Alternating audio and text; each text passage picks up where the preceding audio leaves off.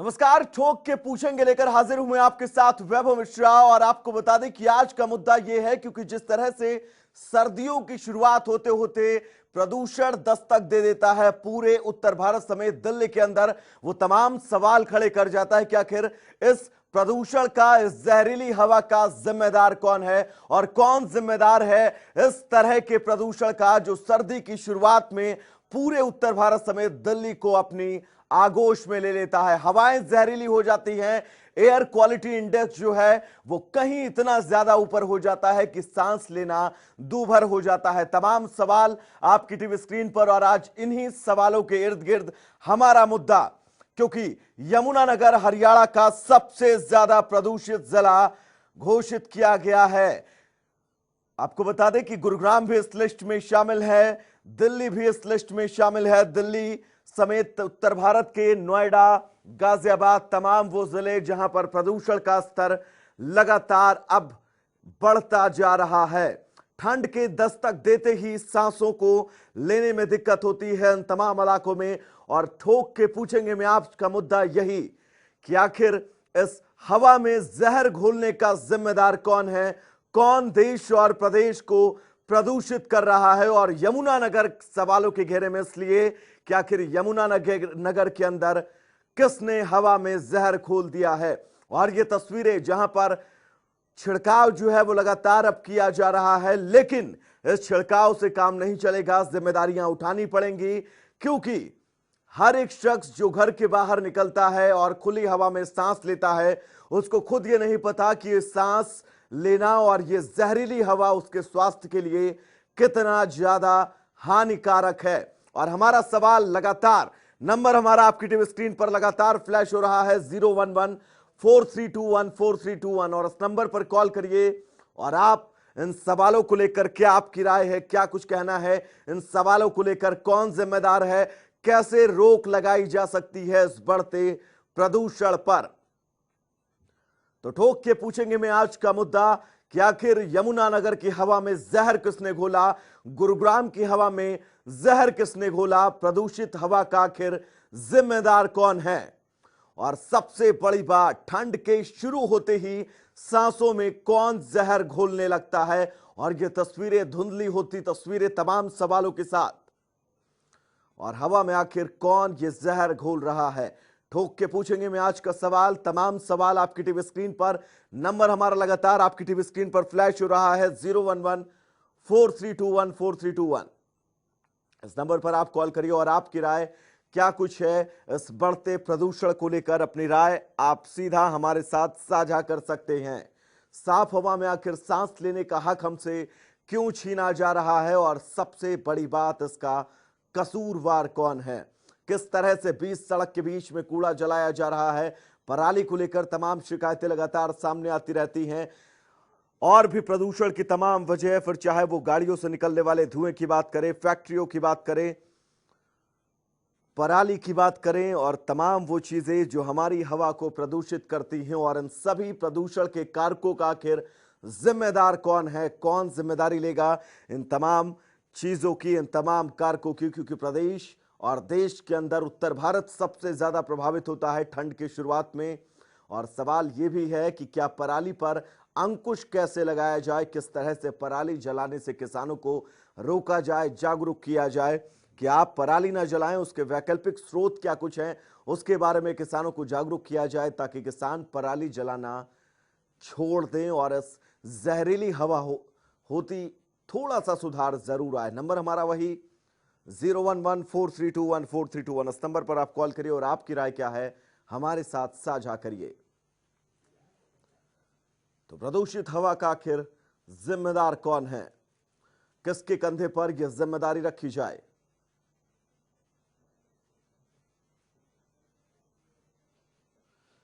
तो हमारा नंबर वही 011-4321-4321। आखिर कौन जहर घोल रहा है इन हवाओं में, कौन प्रदूषित कर रहा है उत्तर भारत के उन तमाम राज्यों में, देश की राजधानी दिल्ली को, जहां पर ठंड की शुरुआत में ही लोगों को सांस लेने में दिक्कत होने लगती है। और सांस लेने के साथ साथ वो जिस हवा को अपने शरीर के अंदर ले जा रहे हैं वो हवा कितनी ज्यादा हानिकारक है आम इंसान के लिए इसका अंदाजा भी आप शायद नहीं लगा सकते हैं। तो आखिर इंसान पर यह जहरीला कहर जो फैलाया जा रहा है, इसका जिम्मेदार किसको ठहराया जाए? और सबसे बड़ी बात ये सिर्फ इस सीजन की बात नहीं है, पिछले तमाम सीजन जब पूरे उत्तर भारत समेत देश की राजधानी दिल्ली ने इस दंश को झेला और तब से निरंतर इस दंश को झेलता हुआ पूरा उत्तर भारत सामने आ रहा है। सांस लेने में तकलीफ, हवा में जहर और इंसान पर आखिर जहरीला कहर का जिम्मेदार कौन है?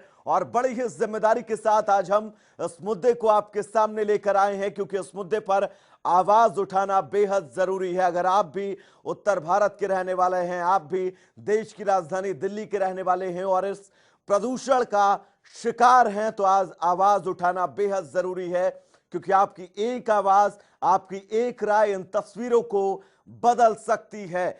जिम्मेदारी के साथ हमें कॉल करिए। हमारा नंबर है 01143214321। इस नंबर पर कॉल करिए और आपकी राय क्या कुछ है। हमारे साथ हमारे पहले दर्शक विष्णु जुड़े हुए हैं देश की राजधानी दिल्ली से। विष्णु, क्या कुछ कहना है इस बढ़ते प्रदूषण को लेकर? आपकी राय क्या कुछ है?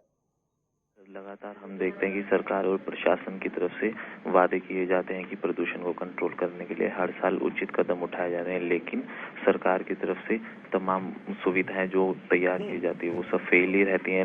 लोग कूड़ा हर तरफ जलाते हैं, चाहे अपने शहर हो चाहे गलियों में हो। लोगों को भी साथ साथ सावधान रहना चाहिए, लेकिन प्रशासन को भी कुछ ऐसे इंतजाम करने चाहिए कि जिससे इन सब पर रोक लगाई जाए। हर साल ये एक समस्या देश के सामने खड़ी ही रहती है। विष्णु, वाकई बिल्कुल कदम जरूर उठाने होंगे। शासन प्रशासन को जिम्मेदारी के साथ समझना होगा इस मुद्दे को, क्योंकि अगर इस जहरीली हवा में हम लगातार जीने को मजबूर हुए तो शायद हमारा स्वास्थ्य और हमारे लंग्स की क्या कुछ स्थितियां होंगी वो जग जाहिर है। और सबसे बड़ी बात ये, यमुनानगर को लेकर यह खबर बहुत जरूरी है, क्योंकि यमुनानगर पूरे देश के अंदर सबसे ज्यादा प्रदूषित जिला है, जहां की हवाओं में इस वक्त सबसे ज्यादा प्रदूषण फैला हुआ है। तो वाकई अगर आप यमुनानगर के रहने वाले हैं, गुरुग्राम के रहने वाले हैं, दिल्ली के रहने वाले हैं, फरीदाबाद के रहने वाले हैं, नोएडा के रहने वाले हैं, गाजियाबाद के रहने वाले हैं, तो ये खबर आप सबके लिए बेहद जरूरी और ये तस्वीरें और ये जिम्मेदारी आपकी खुद बनती है कि आज आवाज उठाएं, अपनी राय रखें। क्या कुछ वजह आपको लगती है इस ठंड की शुरुआत में बढ़ते प्रदूषण की? क्या कुछ वजह आपको लगती है हवाओं में जहर घुलने की? हमारा नंबर वही 01143214321। इस नंबर पर कॉल करिए और आप बताइए आपकी राय क्या कुछ है इस बढ़ते प्रदूषण को लेकर।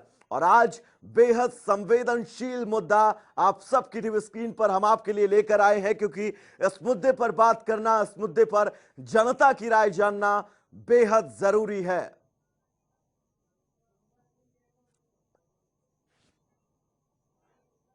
हमारे साथ हमारे अगले दर्शक सुंदर सिंह जुड़े हुए हैं कैथल से। सुंदर, कैथल की कैसी स्थितियां रहती हैं? सर, आपके सभी दर्शकों को मेरी तरफ से नमस्कार। चलिए, नमस्कार। मैं ये कहना चाहता हूँ कि जो ये पराली की समस्या, ये गंभीर मामला है, क्योंकि कैथल जो है ये धान का कटोरा है करनाल और कुरुक्षेत्र की तरह। यहाँ जो मेरा सुझाव है, जो मनरेगा मजदूर है उनसे कटाई का काम करवाया जाए, ताकि ये जड़ से कट जाए, ताकि किसान को अपनी बिजाई करने में परेशानी ना हो। और एक आपके माध्यम से ये भी बताना चाहता हूँ कि जो छोटे किसान है, जो कोई फान्य मायर वगैरह लगाता है, धुआं उठता है, उसकी तो सरकार उसकी तो चेकिंग करती है, चालान करती है, लेकिन जो बड़े किसान है जिसकी ज्यादा जमीन है, वो इस तरह का ज्यादा प्रयोग करते हैं। उनको सिफारिश के दबाव के कारण उनका कोई भी खेत का आकर मुआयना नहीं करता, लेकिन गरीब को ज्यादा तंग किया जाता है। सुंदर, वाकई इस मुद्दे पर सरकार को जरूर सोचना चाहिए कि आखिर इन सभी राज्यों में, इन सभी इलाकों में पराली पर वो अंकुश क्यों नहीं लगा पा रहे हैं? आप क्यों जागरूक नहीं कर पा रहे हैं किसानों को? लगातार मुकदमे आप किसानों पर कर रहे हैं, फाइन लगा रहे हैं पराली को लेकर, लेकिन इन सब के बावजूद पराली जलाने का सिलसिला, पराली को लेकर कोई वैकल्पिक समाधान क्यों नहीं बनाया गया? और वाकई पराली भी बड़ा जिम्मेदार है इस बढ़ते प्रदूषण को लेकर, क्योंकि जिस तरह से धान के सीजन के बाद जब खेतों में पराली जलाई जाती है तो उससे उठने वाला धुआं इन तमाम इलाकों को प्रदूषित करता है। एक वक्त वो था जब लॉकडाउन में पूरा एनवायरनमेंट शानदार तरीके से साफ और स्वच्छ हो गया हो था, उम्मीद नहीं थी कि आने वाले नवंबर और दिसंबर में इस तरह से प्रदूषण देखने को मिलेगा। हमारे साथ हमारे अगले दर्शक राजन जुड़े हुए हैं हिमाचल प्रदेश से। राजन, हिमाचल प्रदेश की कैसी स्थितियां रहती हैं इस दरमियान? में तो क्लियर ही रहता है जी, जो मौसम साफ ही रहता, प्रदूषण नहीं होता। चलिए, यहाँ हिमाचल की वादियां तो वैसे ही बिल्कुल साफ और स्वच्छ रहती हैं, लेकिन सवाल वाकई बेहद जरूरी है। इन जिन राज्यों का नाम हम लगातार ले रहे हैं, फिर वो चाहे दिल्ली हो, उत्तर प्रदेश के कुछ जिले हों, हरियाणा के कुछ जिले हों, पंजाब के कुछ जिले हों, ये उत्तर भारत के ये वो तमाम राज्य, और सबसे बड़ी बात तमाम सेलेक्टिव जिले जो इस प्रदूषण की चपेट में सबसे ज्यादा आते हैं। और ठंड की शुरुआत होते ही हवाओं में जहर घुलना शुरू हो जाता है। यमुनानगर देश का सबसे ज्यादा प्रदूषित जिला बनकर सामने आया है। यमुनानगर हरियाणा प्रदेश का एक जिला जहां पर सबसे ज्यादा प्रदूषण दर्ज किया गया है। तो आज यमुनानगर वालों को आवाज उठाना तो बेहद जरूरी है। नंबर हमारा है 011432143321। क्या कुछ वजह है कि आपका यमुनानगर प्रदूषण के मामले में सबसे आगे आकर खड़ा हो गया है? गुरुग्राम भी यमुनानगर के ही इर्द गिर्द घूमता हुआ, दिल्ली भी यमुनानगर के ही इर्द गिर्द घूमती हुई। तो ये तमाम सवाल और सवालों के जवाब, आपकी राय क्या कुछ है? कैसे अंकुश लगाया जाए इस बढ़ते प्रदूषण पर? आपकी नजर में जिम्मेदार कौन है इस बढ़ते प्रदूषण का? आज आपको आवाज उठाना बेहद जरूरी है। और ठोक के पूछेंगे में आज हम ये मुद्दा आपके सामने लेकर आए हैं बड़ी ही जिम्मेदारी के साथ। और क्योंकि आज सवाल पूछना, आज अपनी राय रखना बेहद जरूरी है। हमारा नंबर वही 011432143321। इस नंबर पर कॉल करिए और आपकी राय क्या कुछ है इस बढ़ते प्रदूषण को लेकर? अपनी राय आप जनता टीवी के माध्यम से रख सकते हैं, और ताकि आपकी आवाज, आपकी राय उन जिम्मेदारों के कानों तक जाए और उनको रात में नींद ना आए, तब जाकर कहीं बात बने। और इस बढ़ते प्रदूषण को लेकर एक बैठक हो, सर्वदलीय बैठक हो, जिसमें तमाम राज्यों के जिम्मेदार लोग जुड़े बैठे और इस बारे में बात की जाए कि आखिर क्यों हर सीजन इन इलाकों में रहने वाले लोगों को क्यों हवा के बहाने जहर जो है वो लेने पर मजबूर होना पड़ता है? कौन इसका जिम्मेदार है? कौन इसकी जिम्मेदारी उठाता है? पराली को लेकर तमाम सवाल किए जाते हैं, लेकिन आखिर पराली का वैकल्पिक विकल्प अभी तक कोई क्यों नहीं निकल कर आया है? कैसे किसान अपनी पराली को ठिकाने लगाए, कैसे अपनी उस पराली को खाद में बदले, ये जागरूकता आखिर जमीनी स्तर पर क्यों नहीं की जा रही है? और किसान क्यों मजबूर होकर पराली जलाता है? तमाम सवाल हैं और प्रदूषण के तमाम कारक जो ठंड की शुरुआत में ही इन तमाम इलाकों में हवाओं में घुल जाते हैं जहर के रूप में, और उसके बाद आप सांस लेते हैं, आपका परिवार सांस लेता है, आपके बच्चे, आपके माँ बाप जब सांस लेते हैं इन हवाओं में, तो उस हवा के सहारे उनके शरीर में स्लो पॉइजन जो है वो पहुंचता है। आज बड़ी ही जिम्मेदारी के साथ उस मुद्दे को हम आपके सामने लेकर आए हैं और हम चाहेंगे कि आप भी अपनी राय रखें। हमारा नंबर है 011432143321।